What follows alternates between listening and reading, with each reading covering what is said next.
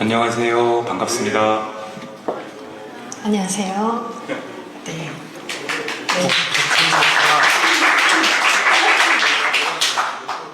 북콘서트라 가벼운 노래, 따뜻한 노래로 준비했습니다. 가을이 저만큼 온 것 같고 또 가을 지나고 봄이 오면은 고양시와 더 나아가서 우리 나라에 좋은 일이 많았으면 좋겠다는 뜻에서 가을이면 오시려라 라는 곡을 먼저 불러드리겠습니다.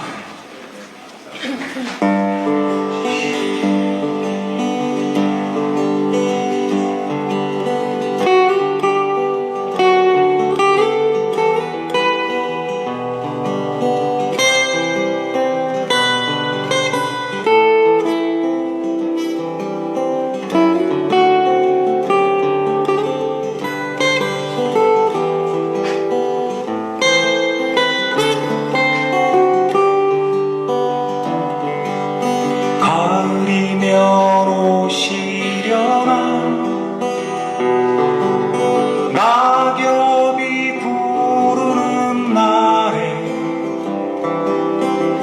여름날 소나기 그리움들이 낙엽을 타고 오시나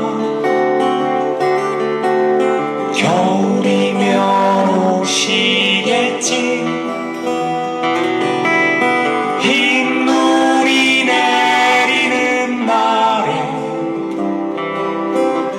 낙엽에 구르는 사람처럼 흰 눈을 타고 오겠지 가슴을 저미는 바람 언제나 내게 오려나 아침이면 서오르는 햇살 우리의 희망이여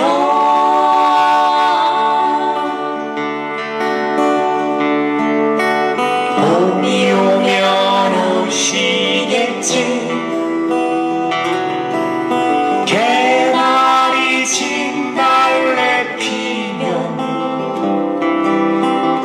겨울에 얼었던 가슴들은 서로를 위로하는데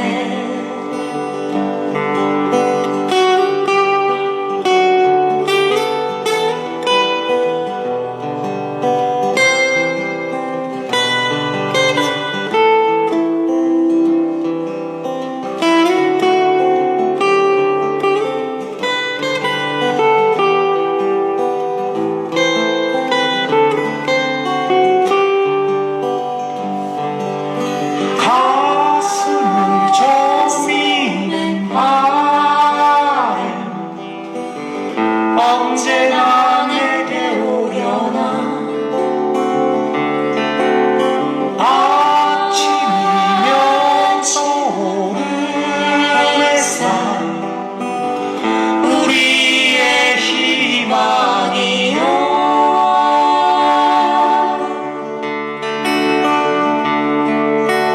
봄이 오면 오시겠지 개나리 진달래 피면 겨울에 얼었던 가슴들은 서로를 위로하는데 겨울에 얼었던 가슴들은 서로를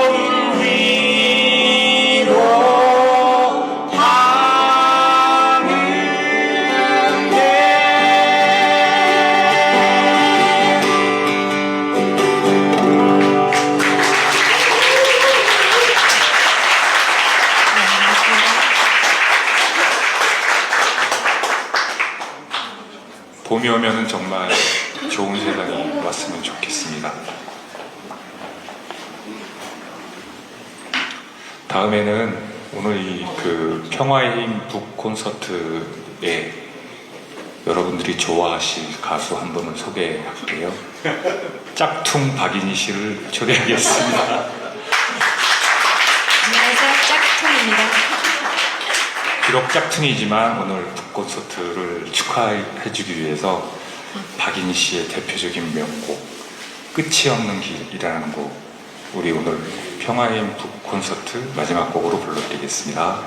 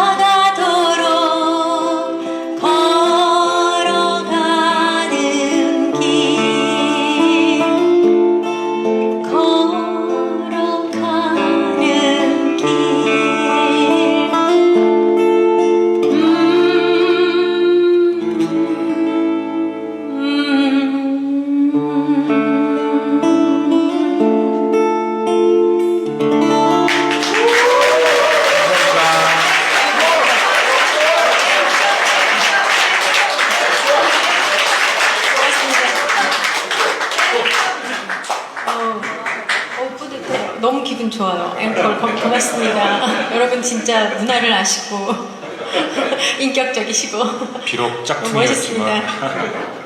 박예인 씨 냄새 요만큼 났어요? 아니, 그게 중요한 게 아니고 앵콜을 했다는 게 저희는 앵콜곡은 2년 전인가 봐요. 이맘때 조금 더 지났는데 그 청춘 선거라는 영화를 봤었거든요. 진보당 젊은 청춘들이 그 제주도지사 원희룡이하고 이렇게 붙어서 한때 거기 그 선거운동 서로들 하면서 마지막에 그 사무국장인가 총장이 울면서 이 노래를 불러가지고 너무 감동을 받았어요. 오늘 이 자리 이후에도 같이 일산광장에 계신 분들 또 이렇게 여기 이 자리에 오신 분들이 같이 또 이렇게 마음도 그 함께하면서 그럴 경우에 또 힘든 일도 있고 그럴 때 이 곡을 생각해 주시면 좋을 것 같습니다. 나는 당신이라는 곡 불러드릴게요. 혹시 감히 부탁드리면 이따가 북콘서트 하면 많이 이야기를 들으실 거잖아요. 여러분이 목소리를 낼 기회가 별로 없으니까 이번 기회에 저희 노래할 때 같이 목소리를 내서 노래를 같이 해주시면 네, 좀 부탁을 드려보겠습니다. 좋았다가 싫었다가 좋았다가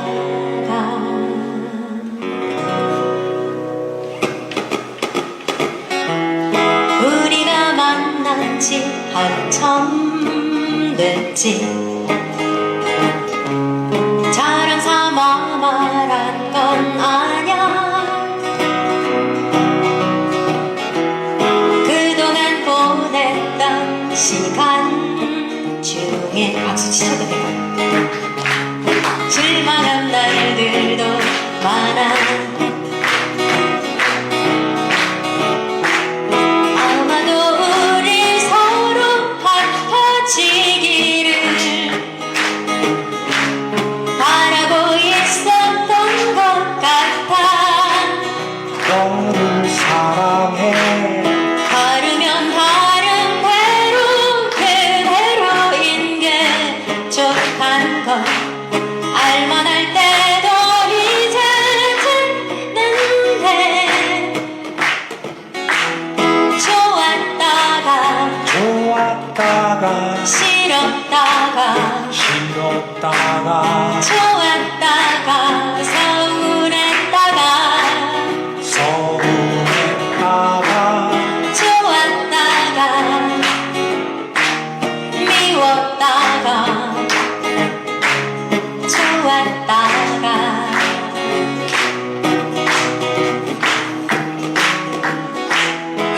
따따따 계속 박자 쳐주세요. 따따따 따따따따따따따 따라라라라라라 따따따따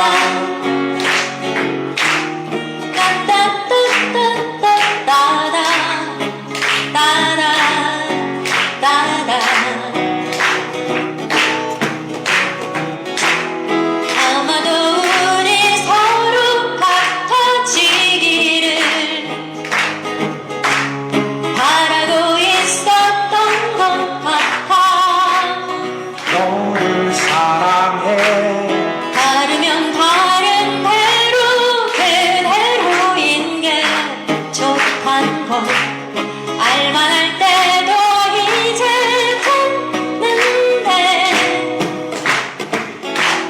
좋았다가 싫었다가 좋았다가 서운했다가 서운했다가 좋았다가 미웠다가 좋았다가 같이 한번 해보실래요? 좋았다. 소리로요? 좋았다가 싫었다가 좋았다가 좋았다가 서운했다가 그대로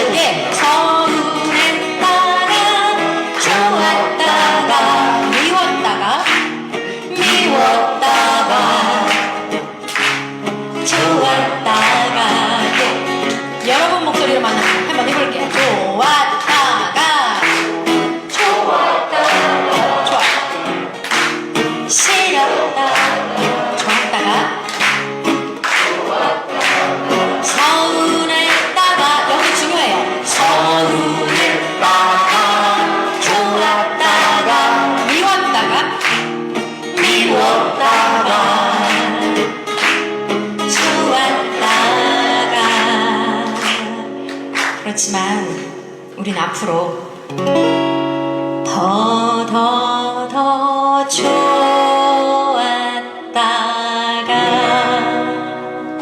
네, 감사합니다.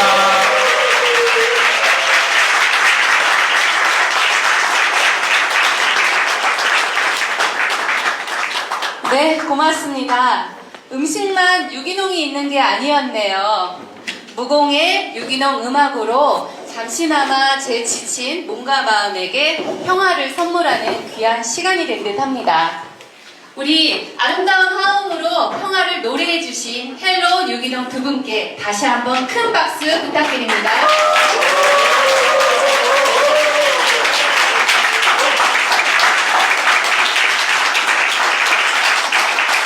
이번엔 오늘의 북콘서트에 참석해주신 분들을 소개하는 시간입니다. 평화의 힘 저자이시자 전 외교부 1차관을 역임하신 연세대학교 정치외교학과 최종건 교수님을 소개드립니다.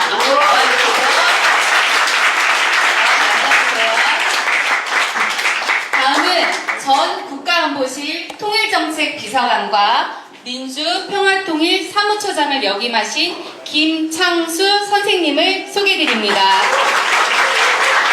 앉아주세요.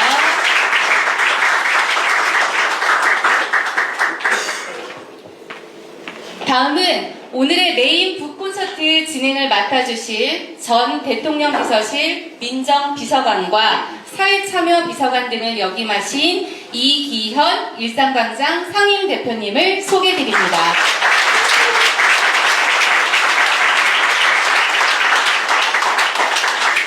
다음으로 오늘 이 자리를 빛내주시기 위해 참석해주신 귀한 손님들을 소개시켜 드립니다. 모두 일일이 소개시켜 드리지 못하는 점 양해 바랍니다. 전 통일부 장관과 정범구 전 독일대사 역임하신 정범구 박사님 오셨습니다.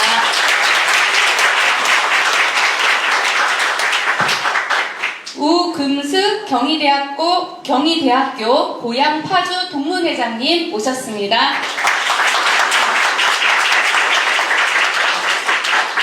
안미선 전 경기장애인 인권포럼 대표님 오셨습니다. 황도건 전 민주당 홍보위원회 부위원장님 오셨습니다. 강현수 고양 비상시국회의 집행위원님 오셨습니다. 박종천 고양 미래도시 연구소장님 오셨습니다. 박종권 죄송합니다. 이우창 세월호를 기억하는 일산 시민 모임에서 오셨습니다.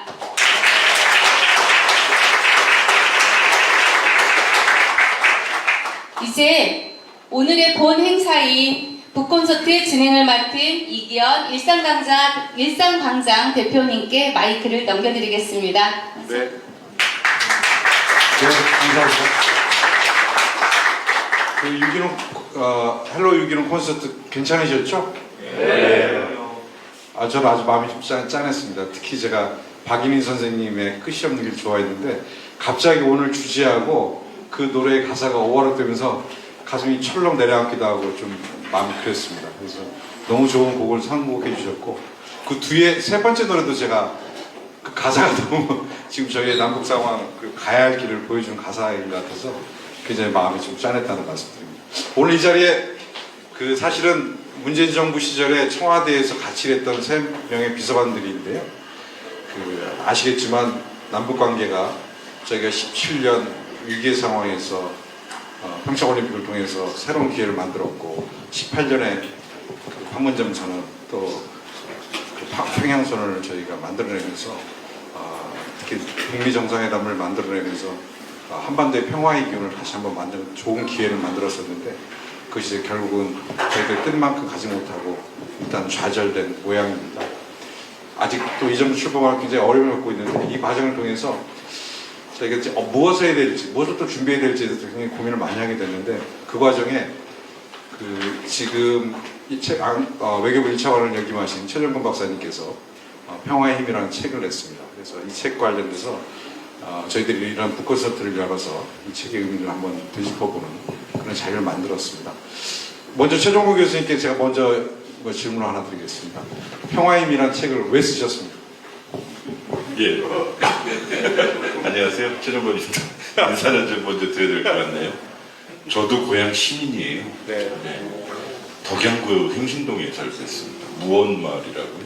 행신역 앞에 고진 20년 넘게 살았네요. 보기에는 좀 강남구 구민처럼 생겼는데 고향 시민입니다. 직장이 좀 가깝기도 하고 저희 부모님도 이 지역에 사시고요. 저희 아이도 여기서 성장했고요. 먼저 일단 일산광장을 오늘 처음 이렇게 실체를 접하게 됩니다. 일단 이기현 대표께는 일산광장 출범을 축하드린다는 말씀을 드려야 될 것 같아요. 광장이라고 하면 사람이 모이는 곳인데 이 고대 그리스어로는 포라라고 합니다. 이 현대말로 이제 포럼이 되고요. 그러니까 아이디어를 이 주고받거니 하는 것을 예전에는 포라라고 불렀다고 하네요. 이기현 대표는 제가 예전에 몰랐었습니다. 뭐냐면 청와대 비서관이 되고 나서 안 분입니다. 그러니까 그 전에 무슨 개인적인 교류가 있거나 인연이 있진 않았고요.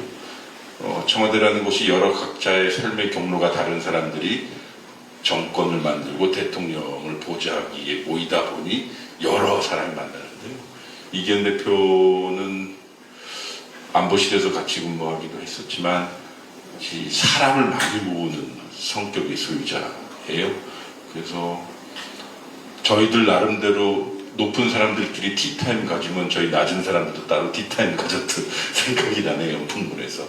그래서 서로 좀 알고 있는 거 좀 내놔 이런 식으로 정보를 교환하고 또 워낙 정무적인 사안이나 법적인 사안에 밝으신 분이라 많이 도움받았던 기억이 납니다. 질문 주신 것이 왜 평화의 힘이라는 책을 출간했느냐 이건데요. 이 책은 매우 방어적인 책입니다. 방어적이라고 드리는 말씀은 우리 정부가 끝나고 윤석열 정부가 들어오면서 문재인 정부가 이루어 놓은 것들, 특히 가장 중요한 것은 5년간의 평화를 표미하는 것들에 대한 방어하는 것입니다. 그리고 여러분들 평화는 절대로 현재 완료형이 아닙니다. 평화라고 하는 것은 진행형이어야 됩니다. 예를 들어서 독일과 우리 정봉무 대사님 계시지만 독일이 없는 유럽은 매우 그러니까 2차 세계대전 끝나고 나서 우리가 알고 있는 독일이 등장하지 않았다면 유럽은 평화롭지 않았을 것입니다. 근데 그 독일은 지속적으로 주변 국가들에게 자기의 전범, 즉 전쟁 기간에 일어났던 범죄 사실을 지속적으로 주기적으로 반복적으로 잘못했다고 하거나 아니면 자신의 과오를 인정하는 것을 계속 진행하거든요. 문재인 정부가 하고자 했던 것은 현재 완료형으로 한반도의 비핵화와 평화체제를 정착시키려고 하는 것이 아니라 정착시키고자 했던 길을 만들어 놓고 그것을 비가역적으로 다시 되돌릴 수 없는 그 길 안에 우리 정부와 북한을 얹어놓으려고 했었던 겁니다. 문제는 이어달리기를 하지 않으면 이 평화는 늘 깨집니다. 즉 문재인 정부가 만들어 놓았던 평화가 완전하다고 주장하는 것이 절대 아닙니다. 문재인 정부가 만들어 놓았던 평화가 완벽하다고 주장하는 것도 아닙니다. 다만 이것을 이어달리기 하지 않을 때 겪게 될 국민들의 불안함은 지금 우리가 겪고 있는 것입니다. 이상하지 않나요? 주기적으로 한반도 주변에 연합훈련을 하고 군사훈련을 하고, 근데 우리 국민들이 느끼는 최근 통계 자료에 의하면 불안감은 높다고 합니다.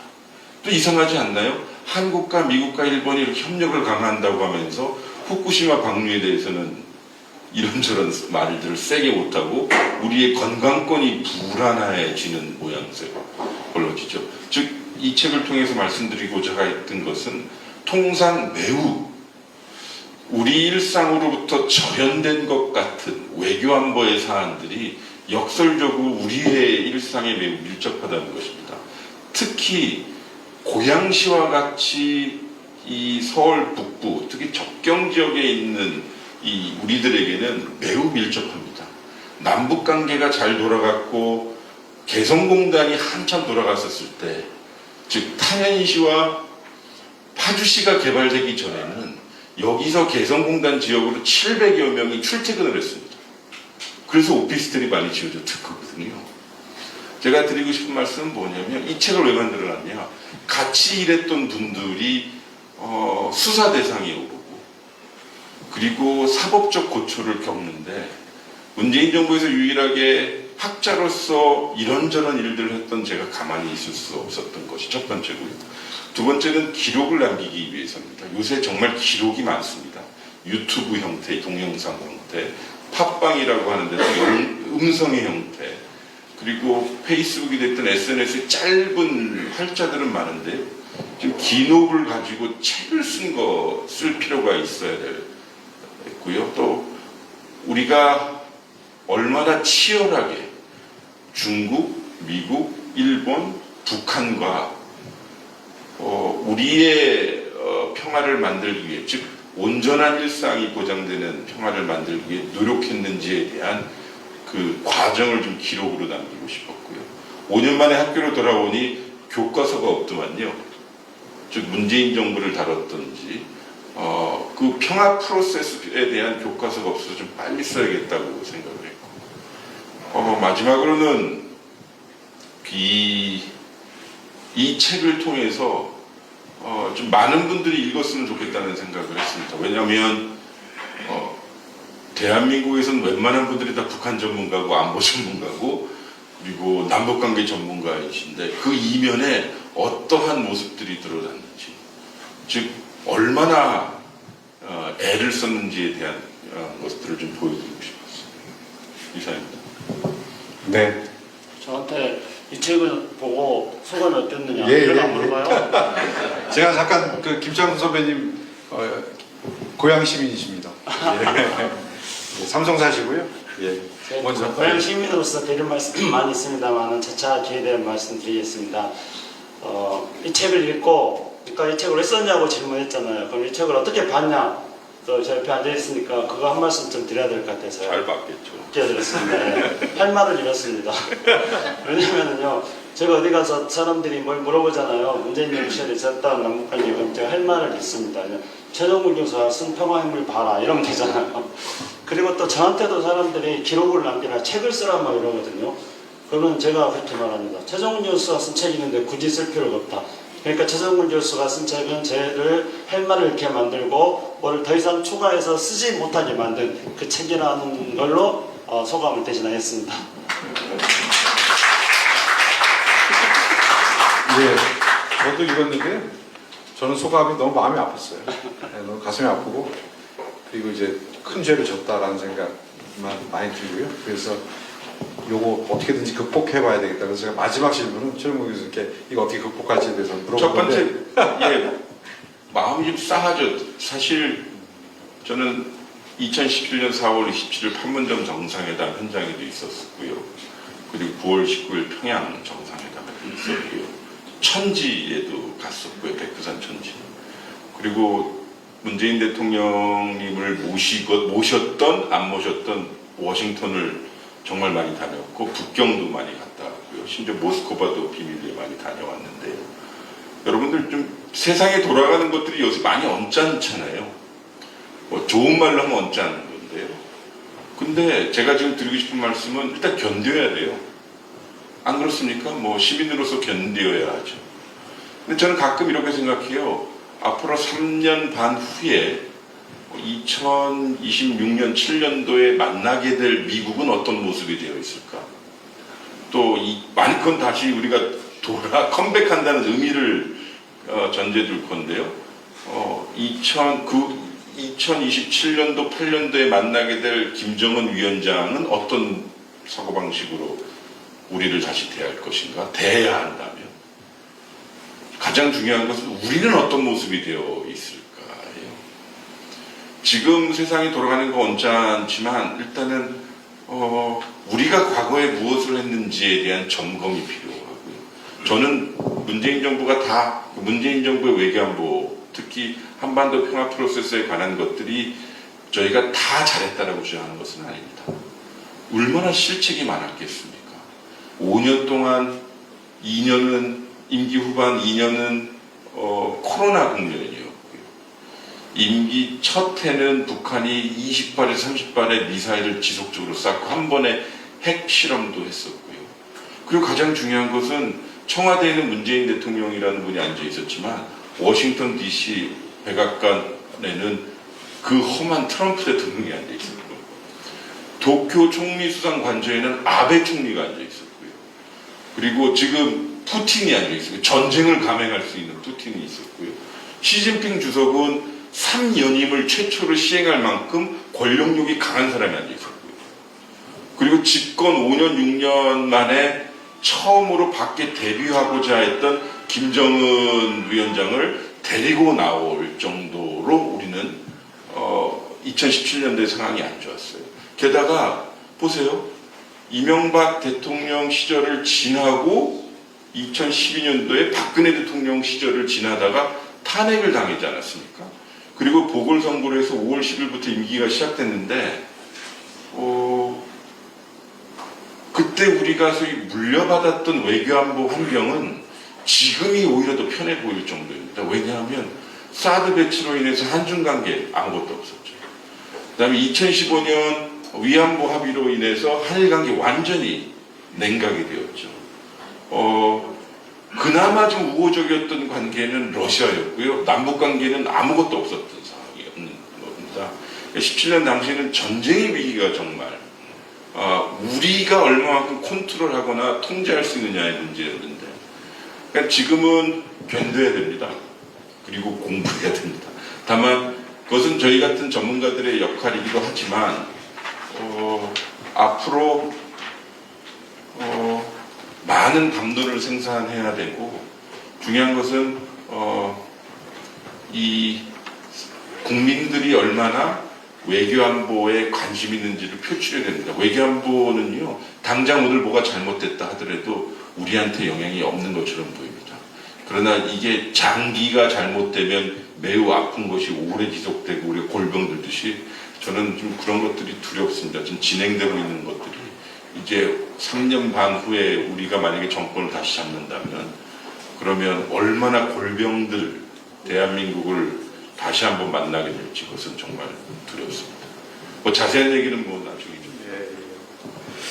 그 전반적인 얘기를 해주셨는데 우리 문재인 정부에서 평화국비통제비서관, 평화기획비서관, 외교부질 차관을 영입하면서 외교안보 현장에 있었고 우리 김창수 선배님은 정부 출범할 때는 통일부 장관 정책보좌관으로 시작해서 여러분 아시다시피 그 판문점에 저희가 그 개성에 가면 저희 사무소가 있습니다.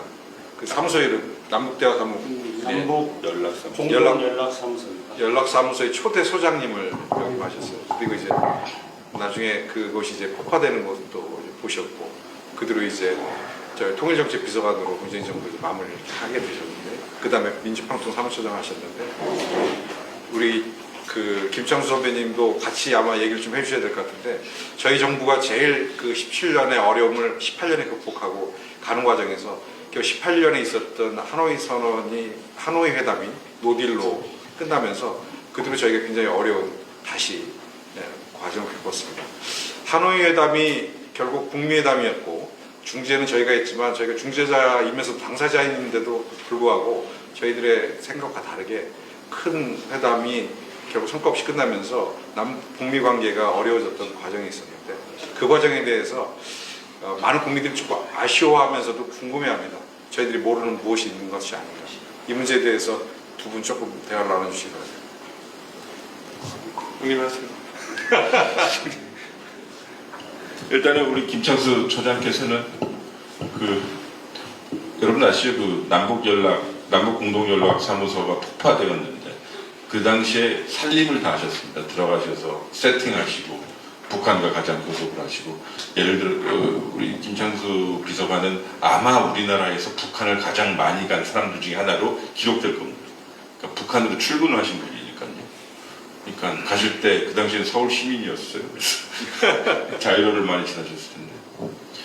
시계를 좀 돌려보면 17년도 5월 10일 날 임 대통령이 취임하시고 나서 참 안타깝죠. 왜냐하면 인수위가 없었어요.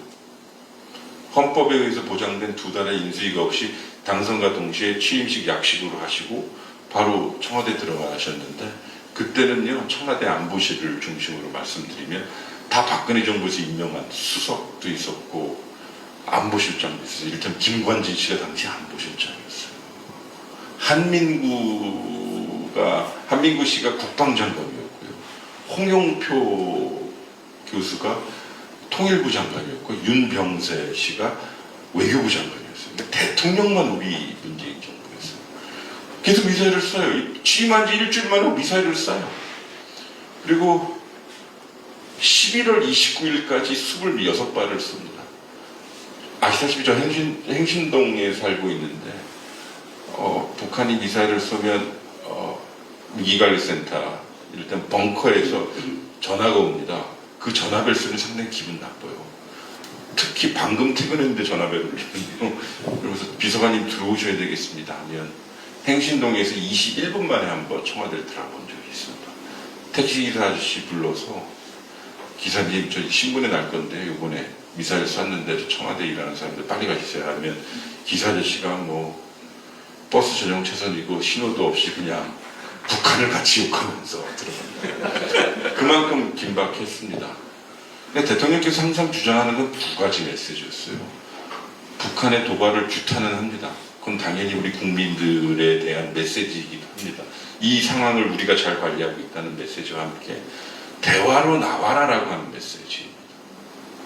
이게 사실 국가를 운영하는 사람으로서 대통령으로서 당연히 해야 되는 거거든요. 군사적 긴장을 높이는 행위에 대해서는 규탄을 하고, 그러나 그것만으로 끝나면 국민들에게 안정적 메시지와 국정 이미지를, 국정의 중요한 기조인 평화 기조를 만들 수 없으니 대화로 나오라라고 하는 걸 했어요. 근데 어느 날 너무 화가 나신 거예요. 미사일을 너무 많이 쏘니까요. 그래서 대통령께서 NSC 벙커에서 회의를 하시면서 이 내용은 책에 있습니다. 이거 저 메시지만 내면 뭐합니까? 뭘 하나 우리도 좀 합시다 하면서 국방부에다가 명령을 내립니다. 근데 국방부는 이런 걸 한 번도 받아본 적이 없어요. 이런 행동을 취하라는 명령은. 과거의 보수 정부들은 다 그냥 메시지 규탄, 뭐 심각한 도발, 우려, 강력한 뭐 제재 말로만 끝난 거예요. 근데 정말로 이거 한번 쏴봐야겠다라는 생각이 드니 실질적인 액션을 취하겠다라고 해서요. 강릉 지역에 가면 이게 다 공개된 내용이라 제가 편안하게 말씀드리는데 마차진이라고 하는 미사일 연습장이 있습니다. 거기서 저희는 북한이 미사일을 쏠 거를 다 대비해 놓고 다 보고 있었거든요. 근데 거기서 평양의 순환 비행장까지 직선 거리를 209km입니다. 북한이 미사일을 쏘자마자 우리가 동해 바다로 209km만큼 미사일을 날려버렸습니다. 그리고 북한에게 보여주는 메시지는 너희들이 쏠 때 우리도 같이 쏘고 원점을 타격할 수 있는 능력을 진보 대통령이 보여준 거예요. 이런 것들이 여러 번 있었습니다. 지금 윤석열 정부가 그런 걸 몇 가지 따라하는 겁니다. 근데 중요한 것은 대화로 나와라는 메시지거든요. 그래서 독일에 가서 베를린 선언하시고 8.15 때 광복절 연설에서 한반도의 전쟁은 대한민국의 허가 없이는 절대 안 되고 무력 사용 승인할 수 없다라고 하는 메시지를 보내셨는데 그거는 미국을 염두에 뒀습니다. 왜냐하면 우리가 모르게 지금은 공개가 된 상황인데요. 또 제 책에도 그게 공개됐습니다. 우리도 모르게 북한에 막 미군 비행기가 날아다니는 거예요. 우리하고는 별로 그렇게 소통 없이요. 원산하고 풍계리 이쪽에 얘네들 막 우주선 같이 생긴 비행기가 막 날아다니는 거예요. 우리도 모르게 전쟁이 날 수도 있다는 생각이죠. 그래서 평창 올림픽을 계기로 우리가 한반도 평화 프로세스를 급속히 진행시킨 겁니다. 이거 근본은 뭐냐면 우리는 5년 단임제거든요. 그러니까 연임이 안 되잖아요. 그러니까 진도를 평화 프로세스의 진도를 임기 초에 빼야 됩니다. 그래야 지속 가능한 건데요. 4.27 때는 도보다리라고 하는 결정적인 그림을 만들어냈고 5월 26일 때는 번개팅을 만들었어요. 여러분 기억하시면 4월 27일하고 판문점 회담하고 평양 정상회담은 텔레비에 많이 났는데 번개팅이라는 것이 있어요. 왜냐면 그 싱가포르 정상회담이 하도 미국과 북한 간에 입씨름 끝에 캔슬이 되니까 김정은 위원장이 우리 대통령을 갑자기 보자고 해서 판문점에서 비공개에 만나고 나중에 만난 것을 공개했는데 그때 김정은 위원장이 그러답니다. 요 내용은 책에 없습니다. 어떻게 하면 좋을까요, 대통령님? 우리가 도대체 무엇을 해야 트럼프하고 대화를 할 수 있을까요? 그러니까 그 뜻은 무엇이냐면 이미 그때 문재인, 김정은은 인간적 신뢰와 정책적 소통이 매우 활발했다는 것을 의미합니다. 그런 것 때문에 평양에서 능라도 경기장에 20만 명의 평양 시민을 두고 연설을 편하게 하십시오. 아무렇게나 하시고 싶은 말씀 하십시오. 이 부분은 제 책에 나와 있는 건데 그때 대통령님이 9월 19일 새벽까지 연설문을 다듬습니다. 저도 호출을 받기도 했지만 대통령은 절대 부사하고 형용사를 안 씁니다.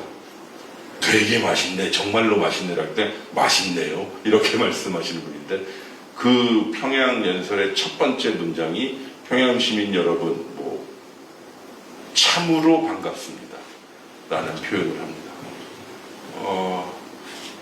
결국 그래서 9.19에서는 기본적으로 영변이라는 것을 받아냅니다. 여러분들 영변 핵실험 단지 있잖아요. 여기 텔레비에 나오는 영변은 그 김소월 씨의 시인 영변의 약산 진짜 거기인데요.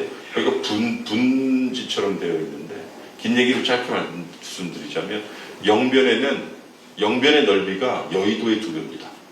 대충 오늘 따져보니까 일산 동구하고 서구보다 조금 작습니다.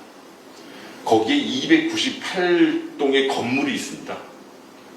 그러니까 그게 무슨 뜻이냐면 기숙사부터요 그 플루토늄 원자력 발전소 등등 298동이 있는데 북한이 그거 다 내놓겠다는 겁니다. 그걸 우리한테 공약을 했고 우리가 미국한테 알려줬던 것이고 미국은 정말 이랬던 거죠. 근데 가장 중요한 게 우리 정치학 공부하는 사람들은 이런 말이 있거든요. 모든 정치는 로컬, 지역 정치라는 말이 있어요. 그때 트럼프가 탄핵을 당한 해 만에에서 그 미국 의회에서 그 여러 청문회가 있었거든요. 결국 지금 이게 벌어지고 있는 상황인데 근데 집중을 못했던 케이스 하나 있고요. 두 번째는 북한도 약간 좀 문제가 있었죠. 그러니까 플랜 B가 없이 영변만 가지고 나온 거예요. 북한은 미국은 분명히 영변 이상을 더 원했을 텐데 2월 28일 날 하노이에서 그게 이제 노딜이 되는데 그날 저녁은 저는 잊을 수가 없습니다. 왜냐면 미국도 북한도 다 잘 될 거라는 시그널이 저희한테 왔는데 안 됐거든요. 근데 거기서 슬퍼할 겨를이 없어요. 3월 1일 날 대국민 메시지를 내야 되거든요. 3.1절 연설을 통해서. 근데 그때 대통령이 긍정적인 메시지를 내자고 했어요. 왜냐면 국민들을 패닉을 시킬 수는 없으니까요. 그리고 우리는 미국하고 북한하고 좀 이렇게 이야기를 붙이려고 노력했던 시간이었지만 코로나가 왔죠. 왜 평화 프로세스가 하노이에서 멈췄습니까? 라고 질문하면 저는 100% 코로나 때문이라고 해요. 너무 무책임한 이야기 같죠. 코로나로 인해서 북한이 완전히 다버도 셧다운 했거든요. 김정은 위원장은 66시간 왕복 132시간을 하노이에 갔습니다. 자기 아이와 와이프를 평양에 두고서요. 그러니까 김정은 체제가 불안하다고 이제 얘기할 수 없는 거죠. 그만큼 자신감이 있는 것입니다. 아마 이제 우리가 다시 시작할 수 있다면 하노이 때 합의하지 못한 것부터 시작해야겠죠. 근데 이게 미국이 이제 받아주냐 이거죠.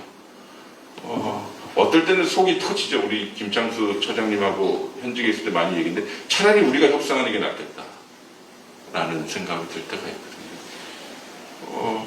많은 상상력이 필요합니다. 그리고 국민적 지지가 필요하고요.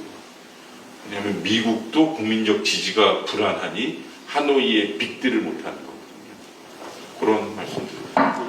제가 잠깐 그 하노이가 그렇게 됐던 게 사실은 남북 관계 한반도 평화 프로세스가 유지 발전되는데 굉장히 큰 문제였다 이렇게 모든 분들이 다 잘 알고 계시는 거죠.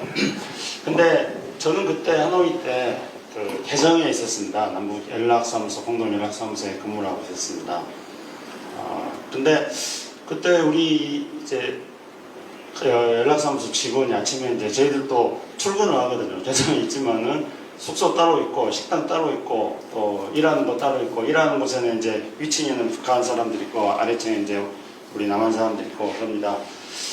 그래 이제 아침에 출근해가지고 늘 우리 하는 패턴이 있지 않겠습니까? 그래 저는 출근하자마자 이제 그 커피 내려 마시기 위해서 물 받고 컵 씻고 뭐 그렇게 하는데 뭐 물 받고 컵 씻고 있는데 우리 이제 한 직원이 다른 부처 정부 부처에서 파견한 직원이 저한테 와가지고 참고로 이제 그 직원은 4차원입니다. 그러니까 공무원들 중에서 4차원이라는 거는 공무원 세계에서 상당히 굉장히 힘들다는 사람이거든요. 그래가지고 아마 제가 추측한데 그 4차원이가지고 힘들어가지고 개성으로 귀환보내지 않았을까 제가 그렇게 생각합니다. 그분은 이거 지금 안 들어요. 제가 안심하고 이렇게 말하는 겁니다. 그분 앞에서도 물론 저는 가끔 뒷담화 하곤 했지만요. 근데 저한테 와서 딱 이러는 거예요. 시장님 하노이 잘 안 될 것 같다고 그래요. 제가 그래서 죄송스러워 하지 말라고 그랬거든요. 근데 저는 일단 4차원하고는 대화를 잘해요. 왜냐하면 약간의 저도 4차원 끼가 있을 뿐만 아니라 4차원들이 엉뚱한 이야기를 하는 게 이 공무원 사회에서 공무원 사회에 딱 정해진 것들만 하는 데서 새로운 사고를 하는데 나름대로 신선한 아이디어를 얻을 수 있습니다. 그래서 이제 그 귀하면 4차원을 제가 평소에 대화를 잘했더니 이 사람이 그냥 막 되는 말 안 되는 말 저한테 다 하는 거예요. 아침부터 재수없이 하나님이랑 안 될 것 같다는 거예요. 그렇지만 또 제가 너그러운 마음으로 4차원하고 대화를 잘하니까 그래 도대체 무슨 또 엉뚱한 생각을 했느냐 왜 안 될까 하는 했더니 자기가 무서워서 그러니까 이제 계산에서 하니까 여성이었어요. 아주 막 무섭다는 거예요. 새까맣거든요. 여러분 칠흑같이 어두운 밤이라는 거 아세요? 거기 있으면 완전히 칠흑같이 어두워요. 그냥 옥상에 딱 올라가 보면은 저기 남방한계선 우리 DMZ 남방한계선에 우리가 경계등 켜놓는 거 그것만 이 남방한계선 위로 쫙 있지. 근데 칠흑같이 어둡습니다. 그리고 거기는 북한 땅이잖아요. 어쨌든 예, 무서운 거예요. 그러니 무서워서 자기가 잠도 못 자고 그래서 밤새 CNN을 봤다는 거예요. 근데 CNN에서 하루 종일 밤새 코원 청문회를 하더라는 겁니다. 이거 이제 우리 평화와 힘에 나와 있는 내용입니다. 코원이라는 트럼프 대통령 이른바 집사 같은 사람입니다. 그 트럼프 대통령이 탄핵시키려고 넣어와서 증언하면 미 하원에서 증언하면은 대충 경감해주는 그런 이제 서로 딜을 한 거죠. 그래 나와가지고 막 트럼프 대통령 냅다 까대고 그러니까 이제 우리 그분이 하는 이야기가 트럼프 대통령은 몸은 하노이에 있지만 마음은 워싱턴 DC에 있다. 그래가지고 청문회 하는 곳에 온 신경을 다 쓰고 있었을 거다. 그래서는 안 될 거다. 좀 일리가 있어 보여서 그래서 제가 완전히 무시는 하지 않고 뭐 그런 생각은 할 수도 있지만은 그러나 이제 두고 봐라. 이제 꽃피는 봄이 온다. 하노이만 지나면 꽃피는 봄이 와가지고 뭐든지 잘 될 거다. 제가 그렇게 큰 소리 빡쳤죠.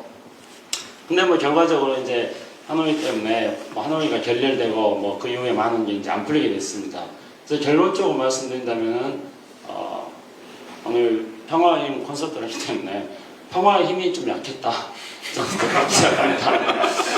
근데 이제 제가 최근에 그 시사인이라는 주간지에 뭐 북한 문제라든가 동북아시아 정세 이런 거에 대해서 이제 한 2주에 한 번씩 계속 글을 쓰는데 대체 북한이 왜 이러나 이런 것들을 이제 추적하면서 하노이가 결렬된 게 당연히 북한 사람들한테는 굉장히 큰 충격이었기 때문에 이거를 북한은 어떻게 받아들였을까 하는 것들을 이제 지금의 시각에서, 그러니까 당시의 시각이 아니라 지금의 시각에서 이제 저를 쳐다보고 한번 쭉 훑어봤습니다. 근데 약간 재밌는 걸 발견했는데요. 하노이 깨지고 나서도, 깨지기 전에 이미 트럼프가 그런 말 했더라고요. 코어 청문회가 예상돼 있었기 때문에 이거를 워크아웃, 걸어 나간다. 제가 워크아웃 발음 괜찮았어? 아니요, 워크아웃. 그래서 걸어 나가느냐 아니면은 스몰 딜을 하느냐. 그러니까 이제 걸어 나간다가 노딜인 거죠. 그거를 가지고 참모들한테 물어봤대요. 그 코스형한테도 물어보고. 근데 이제 최종 결론은 결국은 트럼프가 내린 거죠. 그러니까 트럼프는 노딜 걸어 나온다. 그러니까 그런 거 있지 않습니까? 우리가 언론에서 보통 보면은 이제 개가 사람을 물면은 기사가 안 되는데 이 사람이 개를 물면은 기사가 되는 거예요.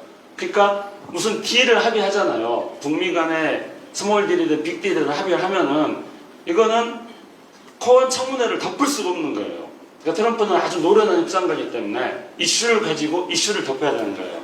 야, 이거 합의해봤자 안 되겠다고 생각한 거예요. 그러니까 분명히 참모들하고 이제 물어봤고 코언이나 다른 사람들 해보러 보면은 뭐 그래서 어떤 합의를 했다 이런 건 안 나오더라고요. 그러니까 최종적으로 트럼프가 결심을 한 거예요. 그래서 야, 내가 걔를 물어버리자. 그러니까 사람이 걔를 물어야지 이거는 이슈를 가지고 이슈를 덮게 된다. 이렇게 해가지고 결국은 이제 그냥 걸어 나오는 걸로 트럼프가 결정한 거였죠. 그러니까 이제 북한은 세상에 무슨 이런 황당한 용어가 다 있어요. 김정은 이 66시간 기차 타고 왕복 달리기 했는데 이건 뭐 노들이니까 하여튼 그랬습니다. 그런데 이게 이제 거의 완전 끊기지는 않았어요. 트럼프가 또 아주 완전히 나쁘게 말하면은 교활한 사람이고 뭐 좋게 말하면 영악한 사람이니까 또 3월 말에 김정은 위원장한테 편지를 보내요. 어떤 편지를 보내냐면 4월 15일이 김일성 생일이잖아요. 그러니까 북한에서 최대 명절은 김일성 생일이고 김정은한테 잘 보이려면은 김일성을 축하해주면은 그 김정은한테 제일 잘 보이는 거잖아요. 그러니까 트럼프가 편지에다가 이 엄청나게 또 미세한 거를 써가지고 4월 15일 다가오는 4월 15일 김일성 주석의 이 생일에 대해서 어마무시하게 축하한다. 그러니까 우리 문재인 대통령은 부사형사 안 쓴다 그러는데 트럼프는 막 부사형사 엄청 써가지고 어마무시라고 그랬어요. 어마무시하게 이거는 이제 가장 한국말로 표현하자면 어마무시가 될 것 같아요. 정확하게 표현하면 하여튼 그렇게 돼가지고 대화가 다시 이어졌던 겁니다. 그렇지만 이제 대화 이어지다가 결국은 한미 군사훈련 하고 어쩌고저쩌고 하면서 이제 완전히 판이 깨져버렸습니다. 근데 어쨌든 간에 결론적으로 중간에 제가 말씀드렸습니다만은 하노이 깨진 게 타격이 분명히 컸던 거였고요. 그리고 하노이가 깨지는 거는 평화의 힘이 부족해서 그런 거고요. 그러면 어떻게 할 것인가? 그거는 평화의 힘을 읽으면 일단 거의 답을 찾을 수 있습니다. 완전히 책장사 같은데, 약장사 같은데요. 근데 이제 제가 저는 이제 안보실에는 한 1년밖에 있지 않고 주로 민정수석실에 있었는데 제가 만나는 국민들의 생각을 종합해 보면 물론 남북미 관계가 대단히 중요한 이제 한반도 평화 체제를 가져가야 될 큰 틀인데 저희는 항상 북미 사이의 중재자 역할에 이제 매몰되어 있었던 그런 한계. 저희가 당당하게 한반도 평화 체제를 만들어내는데 주역으로서 역할을 저희가 충실했어야 되는데 사실은 이 북미 관계에 매몰되어 있고 그래서 사실 비핵화라는 판에 저희들이 너무 매몰되어 있었던 것이 아닌가라고 하는 반성도 있습니다. 이 문제 관련돼서는 우리 최종 교수 책에 보면 평화 체제로 가는 판을 같이 올렸어야 되는데 저희가 반성적으로 좀 보면 비핵화판이라고 하는 북미 관계, 이해관계에 너무 저희가 종속되어 있지 않았는가라는 반성이 좀 책에 있는데 최종 교수님 어떻게 생각하세요? 아니 기본적으로 좀 생각을 해보시죠. 이게 요새 다시 불거지더라고요, 이 문제가. 지난번 윤석열 대통령의 8.15 광복절 연설을 보면 갑자기 유엔사라는 게 툭 튀어나와요. 그래서 아니 저 아저씨가 왜 그러시지? 저 양반이 갑자기 유엔사라는 게 나와요. 이게 뭐냐면 유엔사의 기본적 개념은 한반도는 지금 정전체제라고 되어 있습니다. 그러니까 휴전 상태잖아요. 그 휴전을 관리하는 체제가 정전체제고 그건 정전협정에서 나옵니다. 그래서 그러니까 유엔사라는 게 있어서 이 정전협정을 관리하는 것입니다. 우리를 대신해서 쉽게 말씀드리죠. 근데 이게 사실상 유엔사 사령관은 주한미군 사령관이 그 모자를 쓰고 있고 똑같이 한미연합사 사령관이 그 모자를 쓰고 있습니다. 그걸로 뭐냐면 현실적으로 미국과의 이 협력적 관계가 되어 있지 않으면 우리가 개성공단 가는 것도 얘네들이 막아버려요. 왜냐하면 비무장지대를 들어가고 나가는 것은 유엔사가 관리합니다. 물론 우리가 행정적으로 많은 것을 우리 자의적으로 판단할 수 있게 만들었지만 정전체제를 관리하는 이 사람들의 물리적 권한은 군사분계선부터 남방한계선까지 우리 2km 평방 이 지역을 좀 관리하고 있습니다. 요게 이제 하나의 구조이고요. 두 번째는 이 국제 제재라는 것이 너무 날카로운 못처럼 여기저기 우리 앞길을 막고 있습니다. 김대중 정부 시절에는 이러한 국제 제재라는 것이 없었습니다. 그래서 남북 간의 교류와 협력을 통해서 한반도의 안정과 평화를 도모하면 됐습니다. 노무현 정부 시절에는 육자회담이라는 것이 있어서 육자회담을 통해서 당시 북한의 핵 개발을 관리하고 비핵화시키면 됐었습니다. 근데 이명박 박근혜 시절에 이것이 관리가 안 되어서 즉 뭐냐면 개성공단도 닫아버렸죠. 금강산 관광 그 프로그램도 닫았죠. 육자회담도 소위 깨졌죠. 그러니까 북한의 핵실험과 미사일 발사가 고속도로처럼 막 이어졌죠. 국제제재는 더 강화됐죠. 거기서 남북관계만 가지고 안 되는 거예요. 이 한반도 평화 프로세스의 기본적인 에센스는 북한을 데려다가 미국을 또 데려와서 둘이 테이블에 앉히는 겁니다. 제가 현장에서 일을 해보니까요. 이게 마치 그 미팅 주선하는 사람 같아요. 그 미팅을 주선할 때는 사람이 주선자가 제일 바빠요. 그렇잖아요. 아, 저 사람 마음에 안 들어. 장소가 마음에 안 들어. 시간이 마음에 안 들어. 만나서 할 얘기는 모르겠어. 제가 그러다가 서로 그 쟤는 날 어떻게 생각해? 나 좋아한대? 뭐 이렇게 해서 주선을 하고 거간을 한단 말이죠. 그리고 결론적으로 미국은요. 트럼프 정부 시절에 그리고 미국의 국무부 인사들도 북한을 직접적으로 달아본 사람이 없어요. 그러니까 이를테면 미국 국무부와 백악관에 김창수와 비슷한 사람이 없는 거예요. 백악관이지만 블록가가 그런데 우리는요 아침에 눈 뜨고 일어나서 퇴근하고 회식할 때도 계속 북한 얘기만 하는 사람이 우리나라에 얼마나 많아요. 그게 이제 평화기획비서관의 업무였거든요. 그러면 이 둘을 붙여야 돼요. 그럼 미국에 대해서 야 사실 북한은 말이야 이래 이렇게 생각을 가지고 있어. 근데 또 동시에 한미는 동맹이잖아요. 거기다 대고 우리가 북한 편을 드는 것처럼 얘기하면 미국이 우리를 믿지 않아요. 믿지를 않아요. 우리한테 믿지를 않으면 어디한테 가냐면 도쿄로 가요. 미국 애들이. 야 서울에서 이런 얘기하는데 니들 맞아? 그러면 도쿄에도 나름대로 북한 전문가들이 있고 북한만 바라봤던 외교부 뭐 관료들이 있어서 또 우리와 완전히 다른 말을 한다고요. 근데 미일 관계에서 일본 관료들은 미국에 정말 젖은 낙엽처럼 붙어있거든요.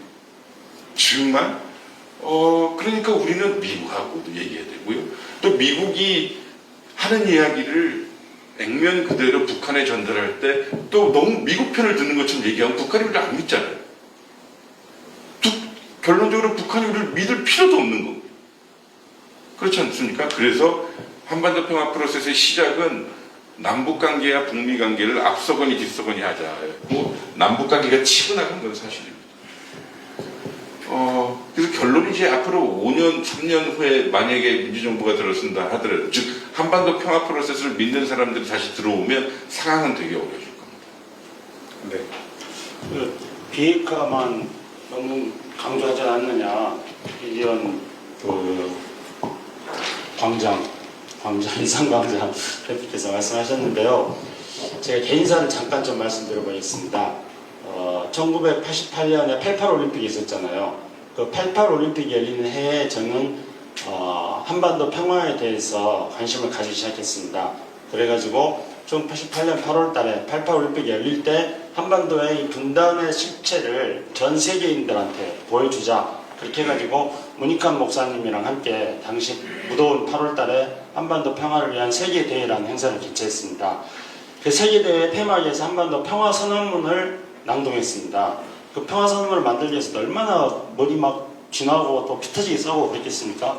근데 그 평화선언문의 내용은 이런 겁니다. 첫째, 한반도 평화체제. 두 번째, 한반도 비핵화. 세 번째, 남북 불가침. 네 번째, 남북 군축. 이 네 가지였습니다. 근데 이 네 가지가 그로부터 30년이 지났습니다. 1988년 파리올림픽 서울에서 개최한 다음에 2018년도에 동계올림픽을 또 우리나라가 개최했습니다. 그 동계올림픽을 개최하고 평창올림픽을 성공적으로 개최하고 난 다음에 4.27 판문점 선언을 했습니다. 4.27 판문점 선언 2장인가 3장인가 보면은 평화체제, 비핵화, 불가침, 군축 그대로 나옵니다. 제가 얼마나 감격했겠습니까? 자기가 쓴 거라고? 이제 우리 최정은 장관이 말해주는데 기록이 남는 겁니다. 그래서 4.27 선언의 기초는 1988년에 김창수가 청원을 잡았던 한반도 평화선언이다. 이렇게 저는 기록을 남겨야죠. 그런데 이제 농담이고요. 그 다음에 이제 북미 싱가포르 정상회담 하잖아요. 북미 싱가포르 정상회담 첫째 북미관계 정상화, 두 번째 평화체제, 세 번째 비핵화했습니다.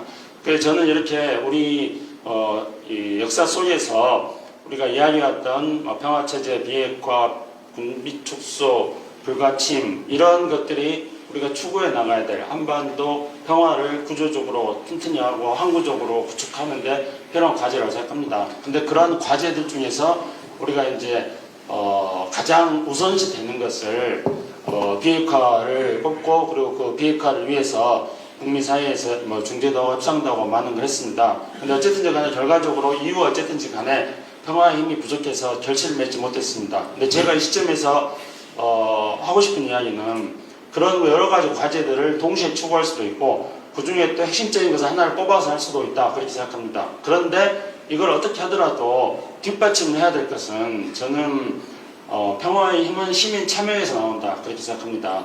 그런데 우리 정부에서 시민 참여가 충분하지 못했던 것들은 또 여러 가지 이유가 있습니다. 그런데 그런 것들은 또 우리가 한번 짚어볼 필요가 있다 그렇게 생각합니다. 그래서 그런 과제들을 전략적으로 절절하게 배합해서 추구해 나가면서 동시에 어떻게 시민 참여하는 방식으로 그 과제들을 달성할 수 있을까 이런 것들에 대해서 우리가 부단히 노력을 해야 된다 그런 생각입니다.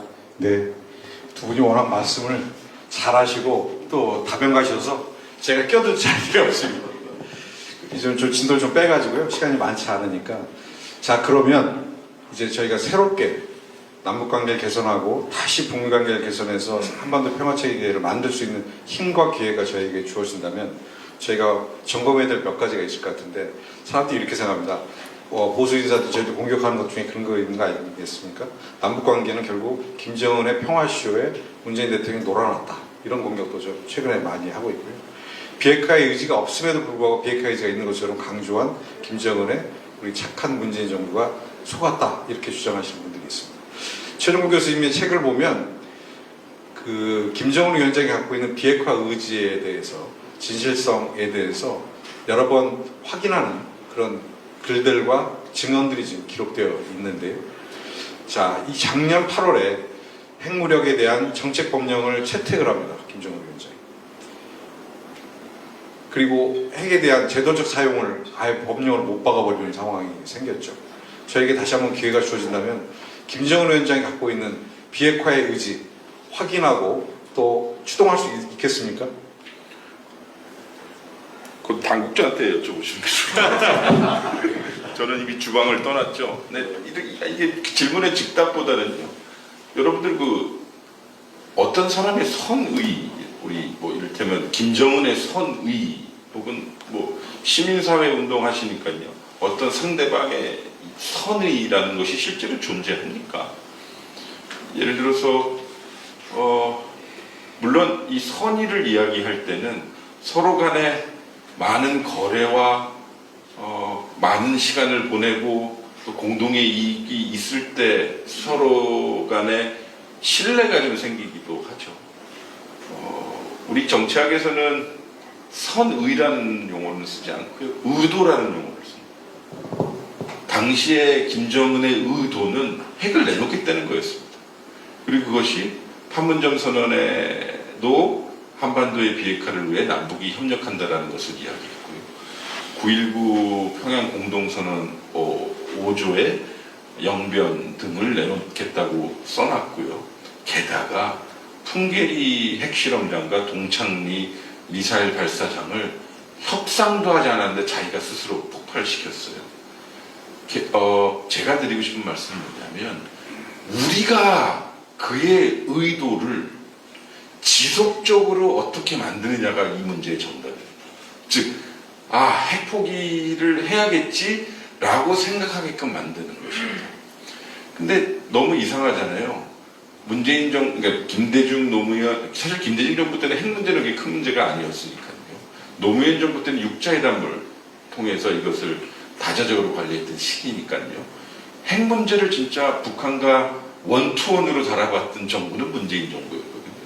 그제는 북조선 애들이요, 남조선 사람들한테 너희들하고 나하고는 급이 안 맞는다. 핵을 어디 니들하고 우리가 같이 이야기하느라고 해서 미국하고만 얘기한다라고 했는데 우리하고 이제 얘기하기 시작한 거죠. 사실 전 정답을 모르겠습니다. 왜냐하면요, 앞으로 지금의 김정은은 자신이 미국을 제일 잘한다고 주장할 겁니다. 왜냐하면 미국의 외교관들 중에 북한의 외교관들 중에 미국하고 협상해 본 사람이 얼마나 되겠습니까? 근데 김정은 위원장은 싱가포르도 다녀왔고 하노이도 다녀왔고 평양에 온 폼페이어 당시 국무장관 그리고 여러 비밀리에 다녀온 사람들 직접 접견해서 협상을 했던 사람이거든요. 그리고 자신의 소회를 우리 대통령한테 직접 얘기했거든요. 그러니까 그리고 우리나라의 정권이 바뀌니까 이어달리기는커녕 자기가 수표했던, 즉 서명했던 남한과의 여러 그 합의문들이 쓰레기처럼 버려지는 걸 보았거든요. 그럼 그한테 그냥 너는 비핵화 의지를 가질 수 있어? 라고 어떻게 얘기하겠습니까? 가지게끔 만들어야죠. 그것만이 유일한 길인 것처럼 만들어야죠. 아마 오랜 시간이 걸릴 겁니다. 그래서 이어달리기가 중요하다는 겁니다. 5년 안에 안 끝납니다. 역설적으로요, 저는 보수든 진보든 상관없습니다. 정신만 제대로 있으면 되거든요. 노태우 정부가 많은 것을 만들어놨어요. 아시지 않습니까? 한반도 비핵화 선언, 남북 기본 합의서, 결국은 뭐냐면 남북한 그 불가침 조약, 서약서였죠. 여러 가지를 만들었어요. 냉전 시대 깨질 그 순간에요.